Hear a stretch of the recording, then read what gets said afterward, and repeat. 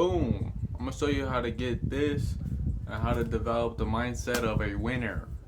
Let's get straight into the YouTube video. Thank you all for the support and the love amongst the way. We are going up and it is a blessing.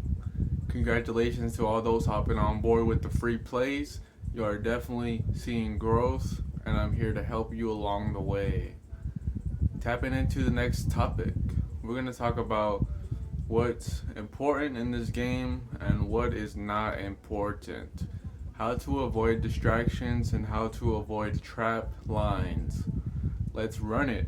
One thing that will definitely get you in the beginning is odds that are highly favorable but just not reasonable. And what I see most people make the mistake of is chasing plus 200 to plus 500 to plus 1,000 odds.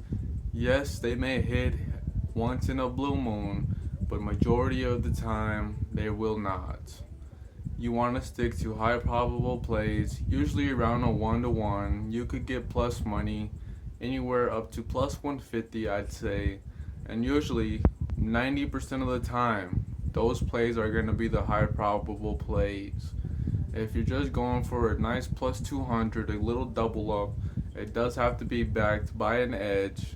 It does have to be backed by a confluence, something statistical, not a feeling, not an emotion, a statistical edge. And you should have that every single bet. And if you do find that statistical edge on a plus 200, a plus 500, or a plus 1,000, the more the merrier to you, the odds, of course. No, that does not happen a lot, but it does happen. You will find a line that is highly, highly undervalued, and you can take a risk on that bet. I do advise you to stick to around a plus 125 to a minus 150. That would be ideal in order to adequately grow your bankroll. The goal is to surely but slowly increase in the compound effect will take care of you. Now, you could make those big leaps, you could make those big jumps. It all depends on what risks you take and why. Now me, I've stayed away from those type of risks just because I understand the law of averages. I'm not gonna hit them majority of the time, but they are possible. I do like to stick to high probable plays that are gonna help you grow that 100 to 180, that 180 to 260, that 260 into 340 type of deal.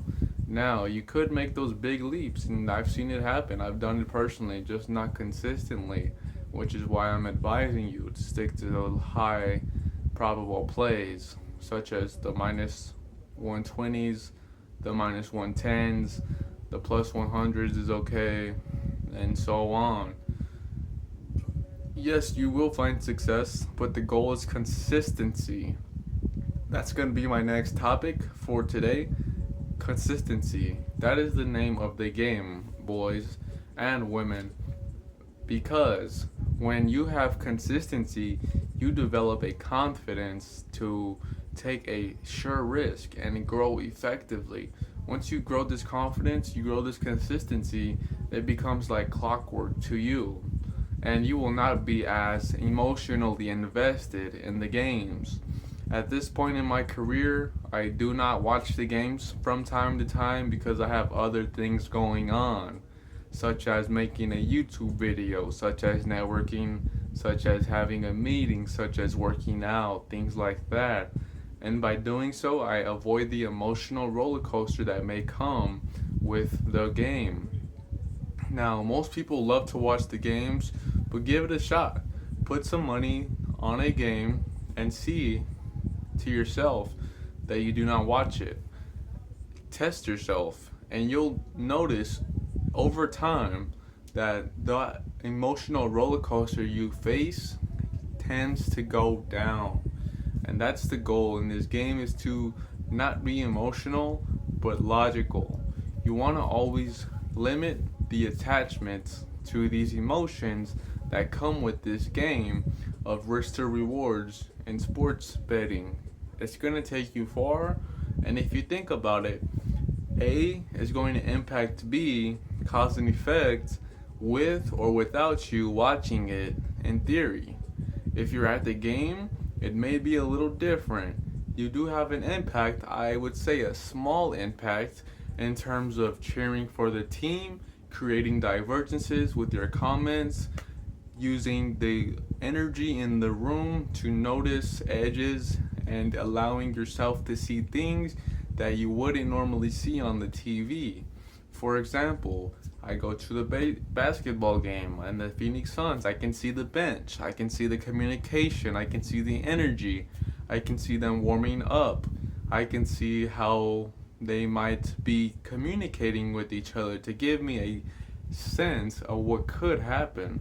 For example, if I see Nurkic and Kevin Durant are not getting along, for example, there was a moment when Kevin Durant, he did become the 13th or the 12th scoring leader in the NBA, and everybody in the building took the time to applaud him. But Nurkic did not, and this is a live example, this is a real example from the real world. He did not clap for Kevin Durant when Kevin Durant made such a high accomplishment. So that gives me the edge, that gives me the bias for Nurkic. I could probably take a under on him just because of the energy that he's projecting. So that's just those little things that you can look for and then you can identify to add to your bias of taking probable risk, okay? Now you always want to have a bias that makes sense. You don't want to be ridiculous, thinking it's going to hit because the last three didn't hit and this one got a hit. Now that is a statistical edge in a sense, but is it a high probability statistical edge? Ask yourself that. No, I wouldn't take that. I like to have 3 to 4 confirmations when a risk I'm about to take, especially if it's a high dollar amount, a high percentage of my bankroll. You really gotta treat this like a game of math and a game of chess combined. If I go here, what is the line gonna jump up to later? If I take this risk later instead of now, will that give me more value? Will it give me less value? Is it efficient to do it at halftime? Is it efficient to not take the money line pregame but to wait till the first quarter starts to get a better value for my risk? Just little things that will set you apart from the masses. And remember, I always talk about this, guys. You want to think like the 3%, not the 97% that's doing the same things, thinking the same way, and taking the same risk. No, you want to be different when you take your approach to this game.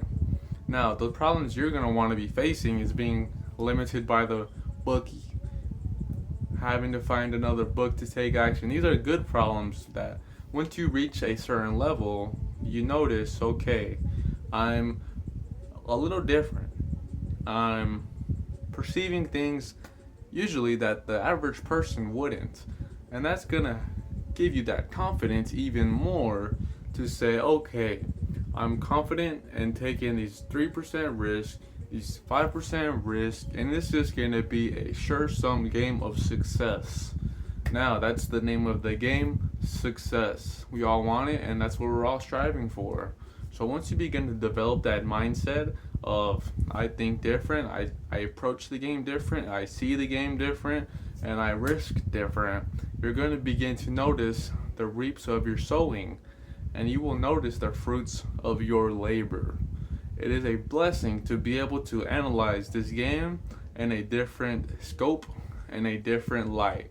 Now, you do want to be always calm, have a routine, have a ritual. If you're if you light up at the end of the night, whatever that may be, I hope it's a plant, you want to go ahead and have that be your ritual. If you go jogging, go jogging. Always be consistent with it. If you pray, which I highly advise, pray every night. Pray on your beds. It sounds corny, not to me. Is making money corny? No, it's not.